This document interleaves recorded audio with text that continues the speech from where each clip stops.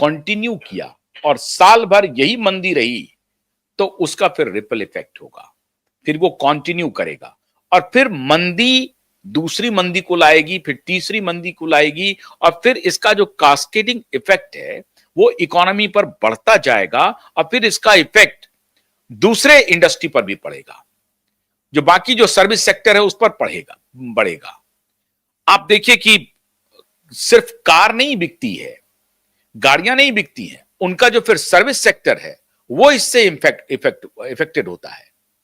और बेसिकली जो गाड़ियों के जो मैन्युफैक्चरर हैं उनको अपने सर्विस से अधिक कमाई होती है, क्योंकि वो कॉन्टिन्यूअस कमाई है। एक बार जो आप गाड़ी बेच देते हैं, फिर जब वो आप गाड़ी खरीद के ले आते हैं तो मालिक ने मैन्युफैक्चरर ने तो आपको गाड़ी बेच दी, लेकिन जब आप यूजर हैं, यूज करते हैं, तो 6 महीने पे, साल भर पे आपको सर्विस सेंटर जाना पड़ता है। 3-3 महीने पे या 6 महीने पे आपको सर्विस सेंटर जाना पड़ता है। फिर सर्विस सेंटर पे आप कुछ पैसा देते हैं, वो पैसा का जो एक सर्टेन परसेंटेज है वो उस मैन्युफैक्चरर को जाता है, वो कार कंपनी को जाता है। अगर आप देखेंगे मारुति का सर्विस सेंटर है, किया का सर्विस सेंटर है, होंडा का सर्विस सेंटर है, तो वो सर्विस सेंटर वाले भी पैसा लेकर के अपनी कंपनी को देते हैं और कुछ हिस्सा अपने पास रखते हैं। ऑथराइज डीलर्स होते हैं, ऑथराइज सर्विस सेंटर्स होते हैं। इस तरह से इनका चेन ऑफ कैपिटल जो है वो चलते रहता है और इस तरह से पूंजी सर्कुलेट होते रहती है और तब जाकर के एक इंडस्ट्री सरवाइव करती है और वो फिर लोगों को रोजगार देती है और फिर इनकम जनरेट करती है, मतलब वेल्थ भी क्रिएट करती है सोसाइटी के लिए। अब इसके हिसाब से आपको मैंने 10 लाख की गाड़ी बताया, अब आप समझिए कि 20 लाख की गाड़ी है या 25 लाख की गाड़ी है या 50 लाख की गाड़ी है, उसी हिसाब से ये टैक्स है। और इसलिए आप देखेंगे कि अमेरिका में जो गाड़ियां हैं, अमेरिकी कार आपको लगेगा कि बीएमडब्ल्यू वहां पे बड़ी सस्ती है, भारत में महंगी है। एक तो जो कार हम इंपोर्ट करते हैं उस पर तो समझिए इतना टैक्स है जिसमें आप 60-70% टैक्स दे देते हैं इंपोर्टेड कारों में। जिसकी मैन्युफैक्चरिंग भारत में हो रही है उसको आप अलग से टैक्स दे ही रहे हैं। लेकिन अमेरिका में या अन्य देशों में गाड़ियों पर जो सेस है या टैक्स है सरकार का, वो मिनिमल है और इस वजह से गाड़ियां वहां पर सस्ती हैं। आपको बड़ी बड़ी गाड़ियां, जो गाड़ी आपको भारत में 50 लाख में मिलेंगी, वो गाड़ियां आपको अमेरिका में 15 से 20 लाख में मिल जाएंगी। 30-30, 25-25 लाख रुपए का फर्क है, उतनी में आप 2 गाड़ियां 3 गाड़ियां खरीद लेंगे वहां पे। ये हालात हैं। अब ऐसी स्थिति में आप सोचिए कि भारत अपने इंडस्ट्री के साथ क्या कर रहा है, क्या ये मजबूरी है?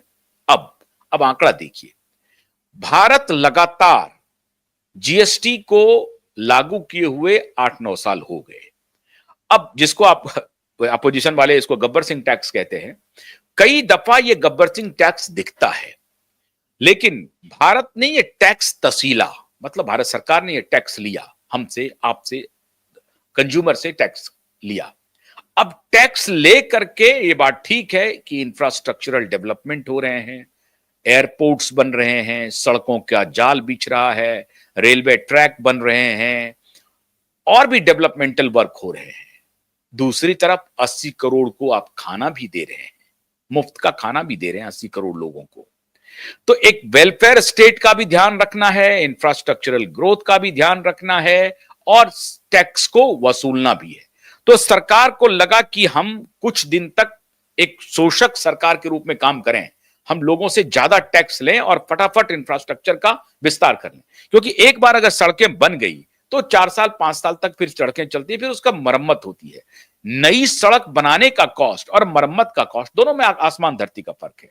नई रेल लाइन बिछाने का कॉस्ट और फिर उन रेल लाइनों को मरम्मत का कॉस्ट अलग है। एयरपोर्ट बनाने का कॉस्ट और उसको मेंटेन करने का कॉस्ट अलग है।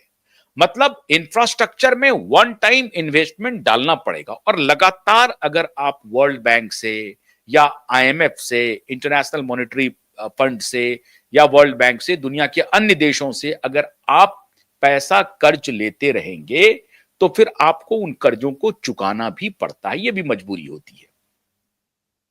तो एक तो तरीका यह है कि हम कर्ज लेने के बजाय इंटरनल रिसोर्स को इतना मजबूत कर लें जहां से कि हम इंफ्रास्ट्रक्चरल ग्रोथ कर लें और इंफ्रास्ट्रक्चर का एक हाईवे बना दें और उसके बाद हम फिर रिलैक्स कर दें, क्योंकि फिर उतने पैसे की आवश्यकता नहीं पड़ेगी। अगर हमने मान लीजिए कि मुंबई दिल्ली के बीच में एक हाईवे बना दिया, तो फिर हाईवे बन गया, अब उसको मेंटेन ही सिर्फ करना है, तो मेंटेन का कॉस्ट उतना नहीं है, लेकिन बनाने का कॉस्ट तो बड़ा है। अब बनाने के कॉस्ट के लिए या तो हम वर्ल्ड बैंक से पैसा लें या हम अपने सोर्सेज से पैसे इकट्ठा करें, यही हो सकता है।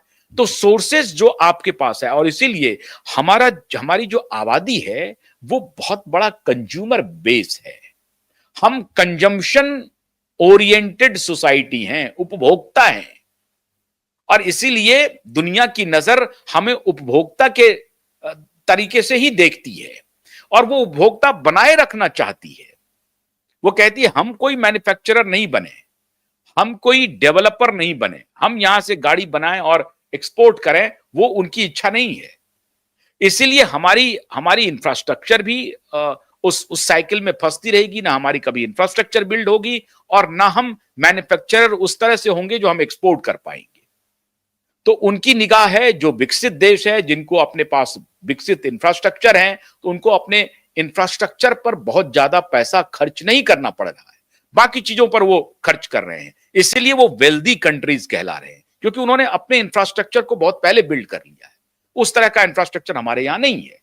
तो ठीक है, सरकार ने 11 वर्षों में इंफ्रास्ट्रक्चरल डेवलपमेंट पे जोर दिया और वो दिख रहा है मित्रों।